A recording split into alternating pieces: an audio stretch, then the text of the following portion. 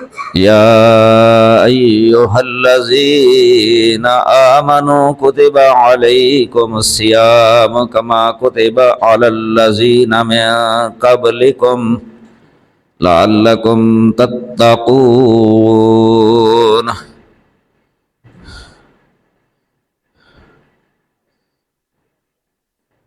گزشتہ جمعۃ المبارک کے خطبے میں روزے کی فرضیت کی غرض بیان کی گئی تھی، حصول تقوی کا حاصل ہونا۔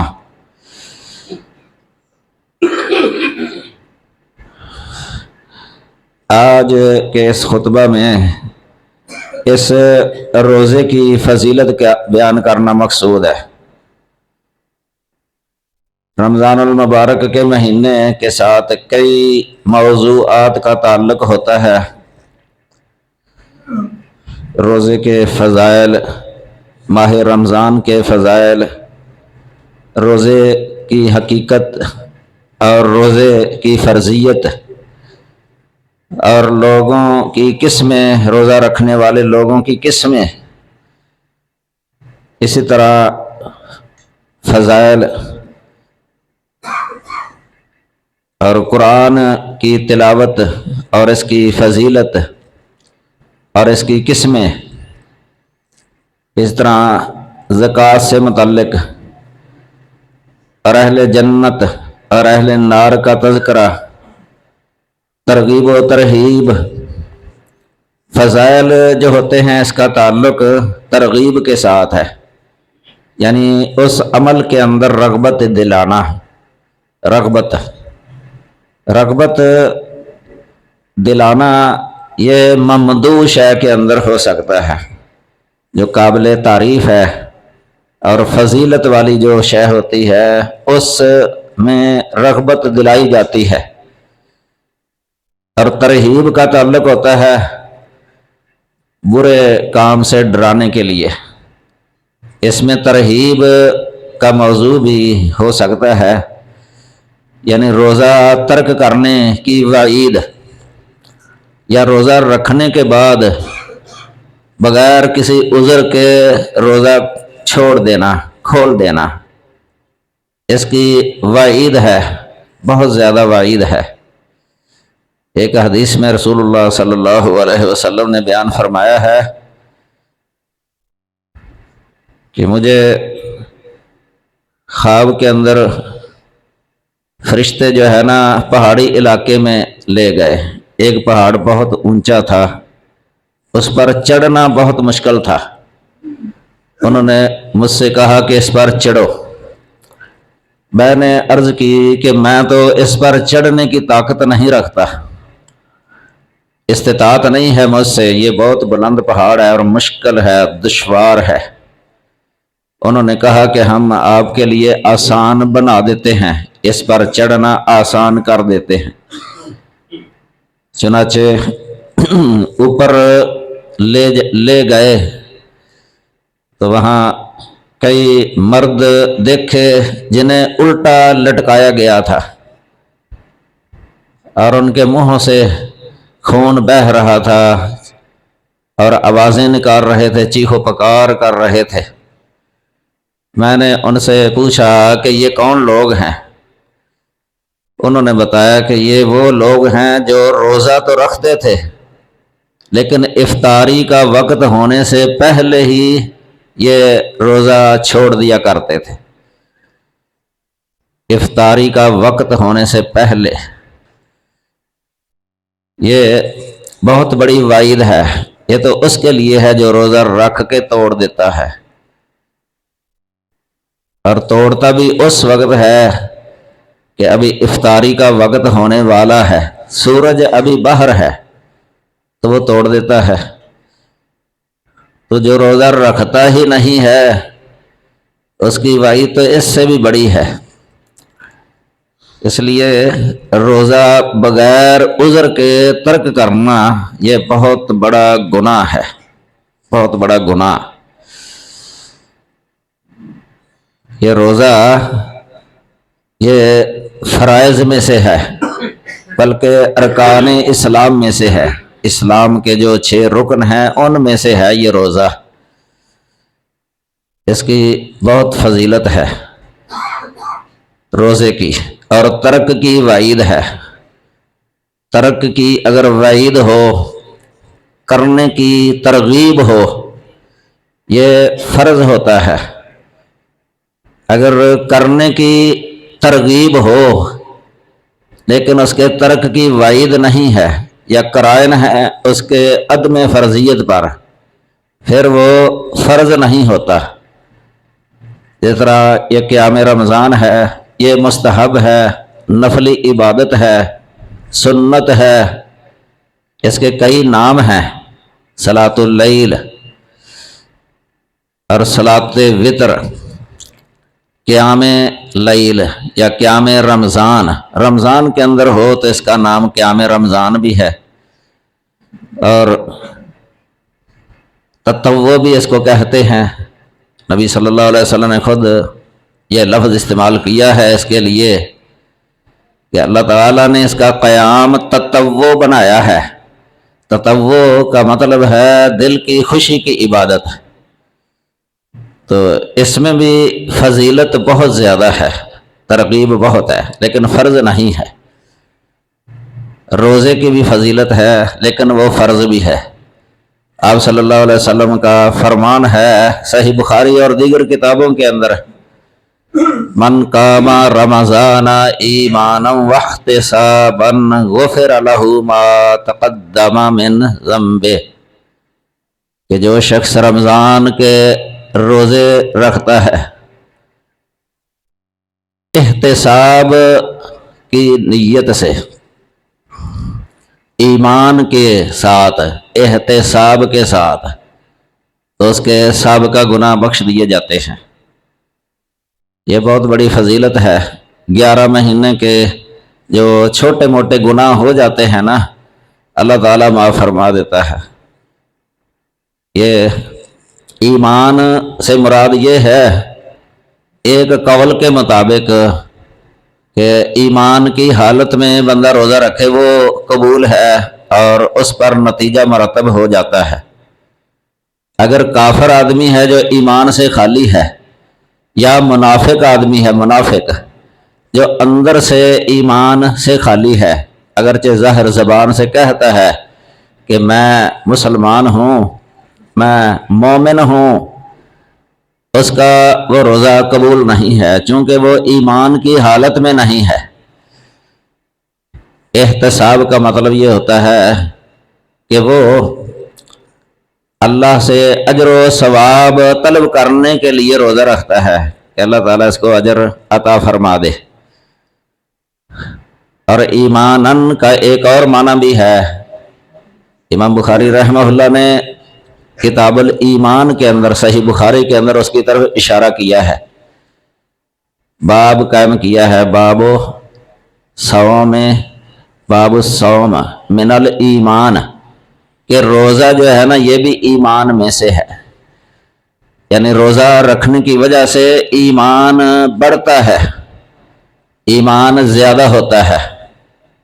اہل سنہ کا یہ عقیدہ ہے، الایمان یزید بالطاعہ وینقص بالمعصیہ، یہ مشہور مقولہ ہے اہل سنہ، اہل الحدیث کا، فقہاء محدثین کا، کہ ایمان جو ہے نا یہ نیکی والے کام سے زیادہ ہو جاتا ہے، اور گناہ کے کام سے ایمان کے اندر کمی آ جاتی ہے، بہت کم ہو جاتا ہے بندے کا ایمان۔ بعض گناہوں سے زیادہ بڑے ہوتے ہیں، جتنا بڑا گناہ کر لے اتنا ہی ایمان اس کا بہت کم ہو جائے گا۔ جیسے کہ ایک حدیث آتی ہے، جو شخص جو ہے نا بدکاری کرتا ہے، اس کے دل سے ایمان جو ہے نا وہ نکل جاتا ہے۔ لا یزنی زانی حین یزنی وہو مومن، یہ بدکار جب بدکاری کرتا ہے وہ اس حال میں بدکاری نہیں کرتا کہ وہ مومن ہے۔ ولا یسرق السارق حین یسرق وہو مومن، اس طرح چور جب چوری کرتا ہے اس حال میں چوری نہیں کرتا کہ وہ مومن ہو۔ کئی گناہوں کا آپ صلی اللہ علیہ وسلم نے ذکر کیا ہے، شراب کا بھی ذکر کیا ہے۔ شراب پینے والا جب شراب پیتا ہے نا، لا یشرب حین یشربها وہو مومن، مومن ہونے کی حالت میں وہ شراب نہیں پی رہا ہوتا، یعنی اس کے دل سے ایمان اس وقت نکل چکا ہوتا ہے۔ اور بھی بہت سارے گناہ ہیں جن کی وجہ سے ایمان جو ہے نا اتنا کم ہو جاتا ہے نا، بالکل کسی کا ایمان ایک درہم کے برابر رہ جاتا ہے، کسی کا دینار کے برابر رہ جاتا ہے، کسی کا درہم کے برابر رہ جاتا ہے، کسی کا گندم کے دانے کے برابر ایمان رہ جاتا ہے، کسی کا ایک ذرہ کے برابر ایمان رہ جاتا ہے کہ ایک ذرہ رائی کا دانہ۔ یہ گناہوں کی وجہ سے ہے، اعمال کی وجہ سے۔ اس کے دلائل موجود ہیں باقاعدہ کتب سنہ کے اندر، وافر دلائل ہیں۔ تو بندے کو یہ کوشش کرنی چاہیے کہ میرا ایمان وہ بڑھے، صحیح سلامت رہے۔ تو اسی طرح قیام رمضان کے بارے میں بھی نبی صلی اللہ علیہ وسلم کا فرمان ہے۔ امام بخاری رحمہ اللہ نے یہ بھی باب قائم کیا ہے، باب قیام رمضان من الایمان، کہ رمضان کا قیام کرنا یہ بھی ایمان میں سے ہے، ایمان میں سے ہے، ایمان کا جز ہے۔ فقہائے محدثین، اہل سنہ، اہل الحدیث، ان کا یہ اتفاقی موقف ہے کہ یہ جو ہے نا عمل، یعنی جو ہم عمل کرتے ہیں، نیکی کے عمل کرتے ہیں، یہ ایمان کا حصہ ہے، ایمان کا حصہ ہے۔ اللہ تعالیٰ نے اعمال پر ایمان کا لفظ استعمال کیا ہے، قرآن پاک کے اندر ہے ما کان اللہ لیضیع ایمانکم، کہ اللہ ایسا نہیں ہے کہ تمہارے ایمان کو ضائع کر دے۔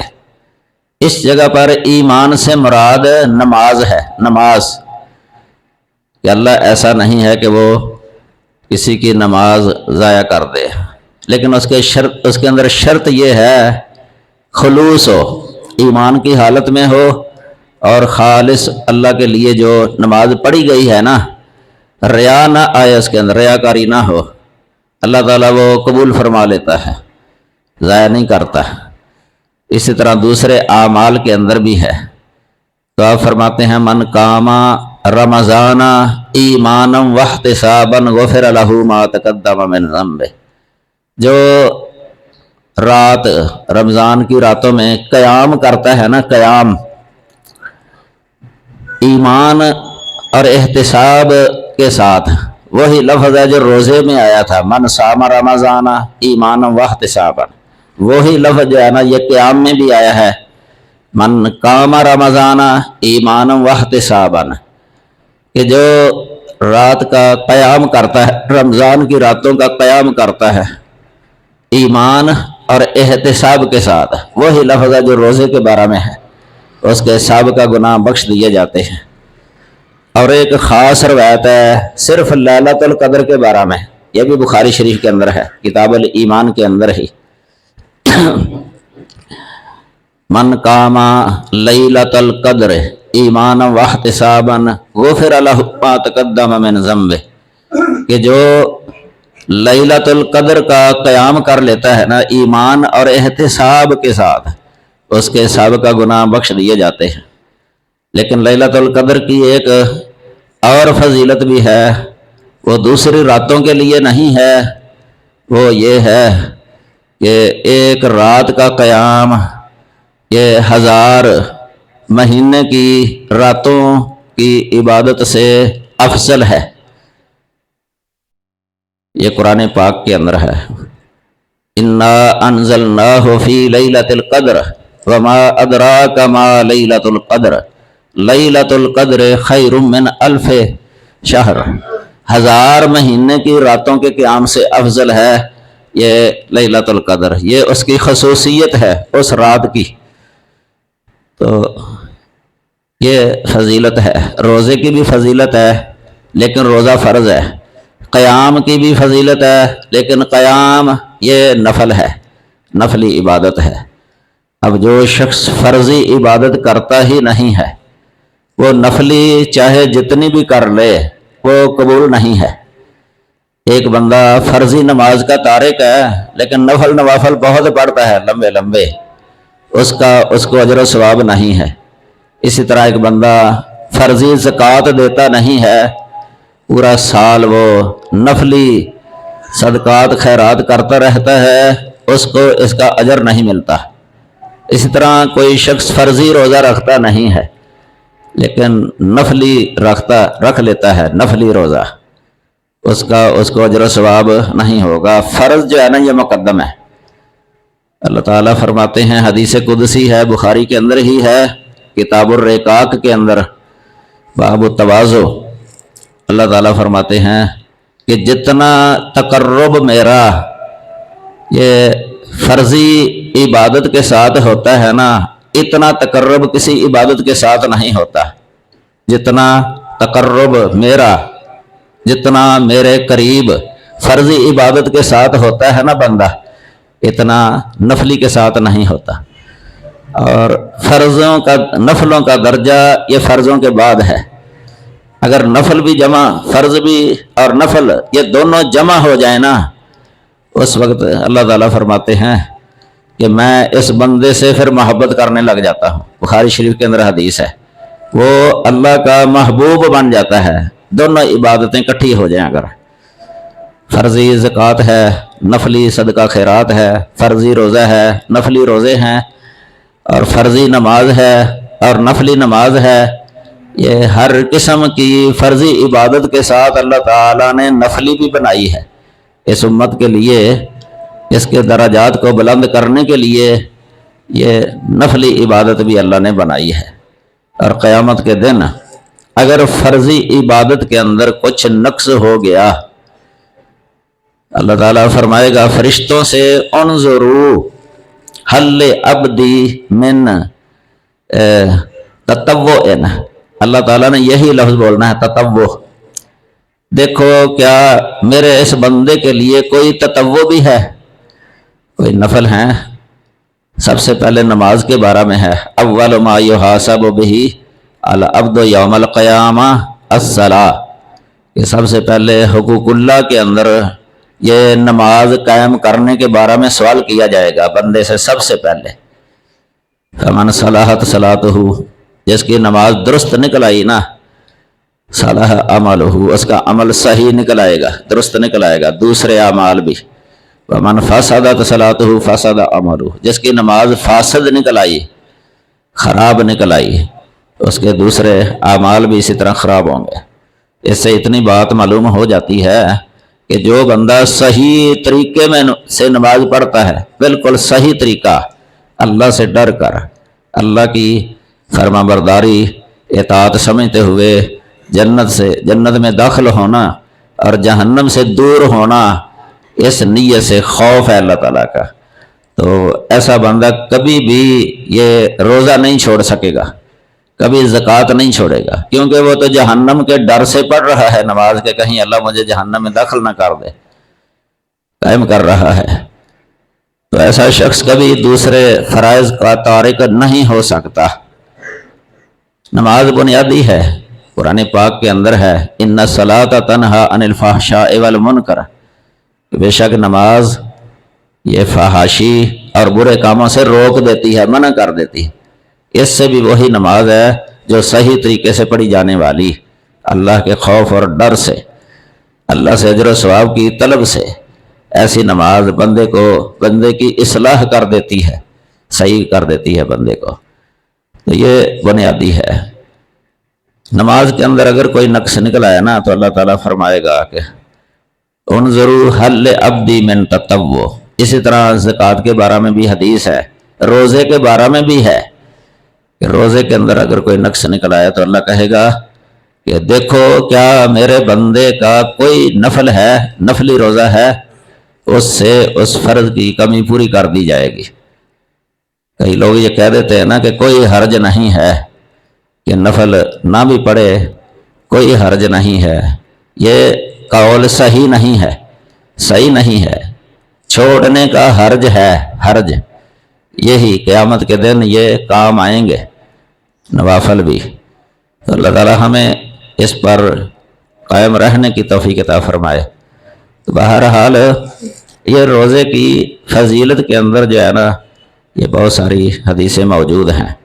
ادھر ایک واضح ہے، کان رسول اللہ صلی اللہ علیہ وسلم یرغب فی قیام رمضان من غیر ان یامرہم بعزیمہ، کہ رمضان کے قیام میں آپ رغبت دلاتے تھے لیکن ان کو اس طرح حکم نہیں دیتے تھے کہ جس طرح فرضی نماز ہوتی ہے، فرضی نماز اس طرح آپ حکم نہیں دیتے تھے، صرف رغبت دلاتے تھے، رغبت یہ ترغیب دلاتے تھے۔ پھر آپ نے فرمایا من قام رمضان ایمانا واحتسابا غفر لہ ما تقدم من ذنبہ۔ اسی طرح رمضان المبارک کا مہینہ آتا ہے، بندہ اپنی حالت بدلتا نہیں ہے، اس کے بارے میں وعید ہے۔ نبی صلی اللہ علیہ وسلم یہ کعب بن عجرہ رضی اللہ تعالیٰ عنہ فرماتے ہیں کہ رسول اللہ صلی اللہ علیہ وسلم ایک دفعہ آئے مسجد میں، ممبر پر بیٹھے، کہا احضر الممبر، ممبر کے پاس آ جاؤ، حاضر ہو جاؤ۔ فحضرنا، تو ہم حاضر ہو گئے، ممبر کے پاس آ گئے۔ فرمایا ممبر پر چڑھے ہی ہیں تو اوپر تھے آپ، اس پر جب آپ نے اوپر والا جو درج ہوتا ہے ممبر کا، یہ تیسرا درج، اس پر آمین کہا، آمین۔ پھر جب نیچے آئے دوسرے پر رکھا پاؤں تو پھر آمین کہا، پھر تیسرے پر آئے جو سب سے نیچے ہوتا ہے درج ممبر کا، تو اس پر بھی آپ نے آمین کہا۔ تو صحابہ نے سوال کر لیا کہ اللہ کے رسول لقد سمعنا منک اليوم شیئا ما كنا نسمعه، کہ آج ہم نے آپ سے ایک ایسی شے سنی ہے جو پہلے نہیں سنا کرتے تھے۔ یہ خلاف معمول آپ نے ایسے جو فرمایا ہے، اس کا کیا مطلب؟ فرمایا ان جبرائیل عرض علی، جبرائیل آئے ہیں میرے پاس، جبرائیل نے کہا باعود من ادرک رمضان فلم یغفر لہ، کہ جس شخص کی زندگی کے اندر رمضان کا مہینہ آ گیا اس کو بخشا نہیں گیا، یعنی اس نے کوئی سبب نہیں بنایا اپنی بخشش کا، تو وہ اللہ کی رحمت سے بعید، دور۔ دوسری روایت کے اندر اسی جگہ پر جو لفظ ہے نا باعودہ کی جگہ پر، وہ ہے لعنہ، اللہ تعالیٰ کی لعنت۔ لعنت کا معنی بھی یہی ہوتا ہے لغت کے اندر، رحمت سے دوری۔ لعنت کی ضد ہے رحمت، رحمت کی ضد ہے لعنت، یعنی رحمت سے دوری ہو ایسے شخص کے لیے کہ جس کی زندگی کے اندر رمضان کا مہینہ آیا لیکن وہ بخشا نہیں گیا، اس نے اپنی بخشش کا کوئی سامان نہیں کیا۔ اور دوسری بار جو کہا تھا تو جبرائیل نے کہا تھا باعود من ذکرت عندہ فلم یصلی علیک، کہ جس شخص کے پاس آپ کا ذکر کیا گیا، آپ کا نام آیا، تو اس نے آپ پر درود نہیں پڑھا صلی اللہ علیہ وسلم، یہ نہیں کہا، یہ دوسرا آدمی ہے۔ اور تیسرا آدمی یہ فرمایا باعودہ من ادرک ابویہ الکبر او احدہما، کہ جس کے ماں باپ دونوں کو بڑھاپا آیا یا ان دونوں میں سے کسی ایک کو بڑھاپا آ گیا، بڑھاپا پا لیا اس کے والدین کو، دونوں کو یا دونوں میں سے کسی ایک کو، فلم یدخلہ الجنہ، تو انہوں نے اس کو جنت میں داخل نہیں کیا۔ اس کا مطلب یہ ہے کہ وہ اپنے والدین کا حق ادا نہیں کر سکا، ان کی مخالفت کرتا رہا، اذیت دیتا رہا، زبان کے ساتھ یا معاملات کے ساتھ ان کا دل تنگ رکھا تو ان کی خدمت نہیں کر سکا، ایسا شخص بھی اس میں داخل ہے کہ اللہ تعالیٰ کی رحمت سے دور اور اس کو بخشا نہیں جائے گا۔ نبی صلی اللہ علیہ وسلم فرماتے ہیں کہ جب جبرائیل نے یہ کہا تھا نا، اس وقت میں نے آمین کہا تھا، اس وقت میں نے آمین کہا تھا۔ اس طرح جانا یہ کئی طرق سے ہے یہ حدیث۔ تو یہ رمضان کی فضیلت میں یہ بھی آ جاتا ہے کہ اس رمضان المبارک کے مہینے کے اندر جنت کے دروازے کھول دیے جاتے ہیں اور جہنم کے دروازے بند کر دیے جاتے ہیں، اور جو مردۃ الشیاطین ہیں، سرکش قسم کے شیاطین، انہیں جکڑ دیا جاتا ہے، جکڑ دیتا ہے اللہ تعالیٰ۔ تو یہ بھی اس مہینے کی فضیلت، یہ رمضان کی وجہ سے ہے۔ رمضان، ایک حدیث کے اندر یہ بھی آتا ہے کہ روزے کی مثل میں کوئی شے نہیں پاتا جس کا اتنا ثواب ہو جتنا روزے کا ثواب ہے۔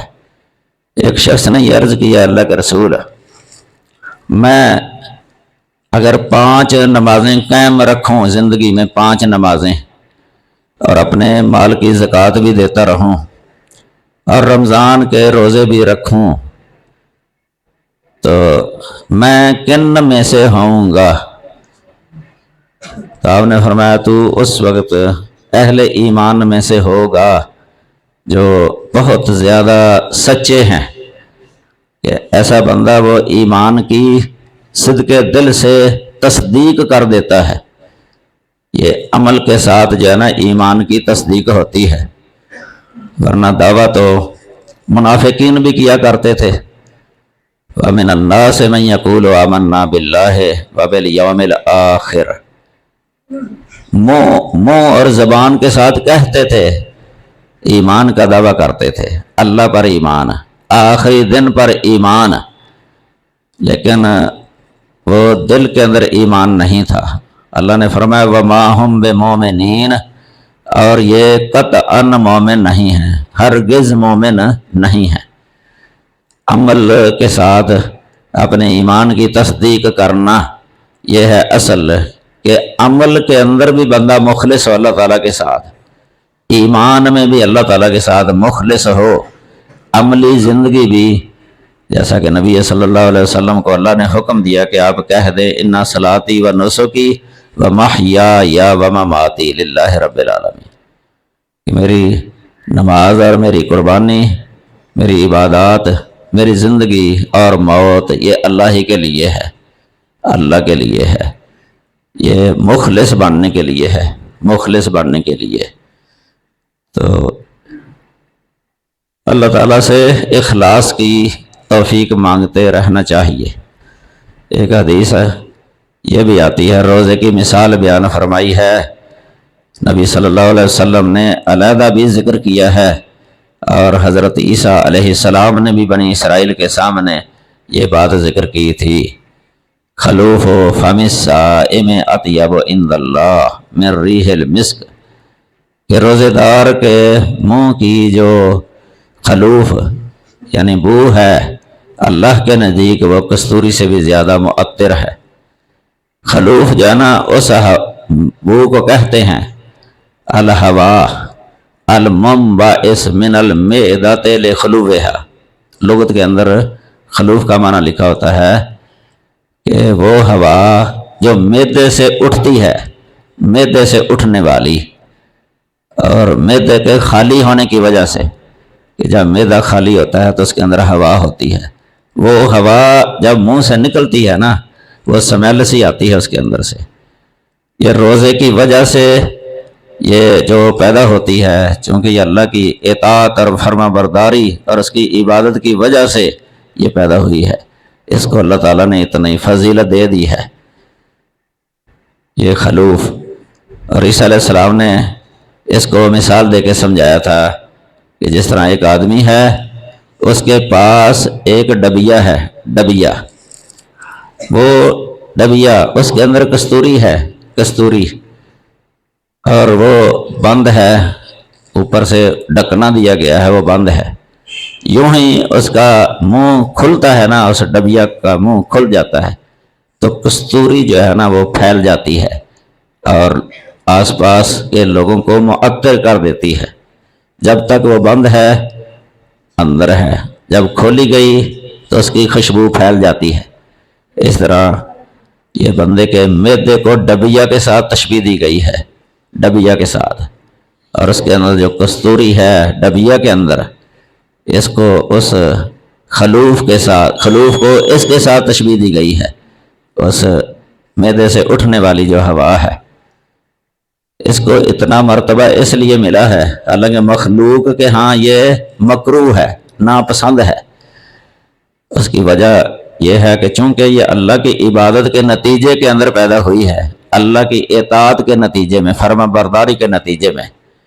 اس کے نظیر ایسے ہی سمجھ لیں جس طرح ایک شہید ہوتا ہے، اللہ کے راستے میں شہید ہو جاتا ہے اللہ کے کلمے کو بلند کرنے کے لیے، تو اس کے بدن سے جو خون بہہ رہا ہوتا ہے نا، یہ لوگوں کی نظروں کے اندر تو یہ خون ہے، خون سے یہ تعفن بھی پیدا ہو جاتا ہے جب پڑا رہے، خاص کر کے جب گرمی کا موسم ہو سیاہ رنگ ہو جاتا ہے۔ لیکن نبی صلی اللہ علیہ وسلم نے فرمایا قیامت کے دن شہید کا یہ خون، یہ دیکھنے میں تو رنگ اس کا خون ہی ہوگا، سرخ ہوگا رنگ اس کا، لیکن اس خون سے کستوری کی طرح خوشبو مہک رہی ہوگی قیامت کے دن۔ وجہ یہی ہے کہ یہ بھی اللہ تعالیٰ کی اطاعت میں جو ہے نا یہ خون جاری ہوا ہے، اللہ کی عبادت میں، اللہ کے کلمے کو بلند کرنے کے لیے۔ اور یہ روزے کی وجہ سے جو یہ ہوا معدے کے اندر پیدا ہوئی ہے، معدے کے خالی ہونے کی وجہ سے، یہ بھی اللہ کی عبادت اور اس کی اطاعت کے نتیجے میں ہے۔ اللہ تعالیٰ نے اس کو اتنا رتبہ دے دیا ہے۔ اللہ تعالیٰ ہمیں کتاب و سنت کے مطابق عقیدہ رکھنے اور عمل کرنے کی توفیق عطا فرمائے۔ وآخر دعوانا الحمد للہ رب العالمین۔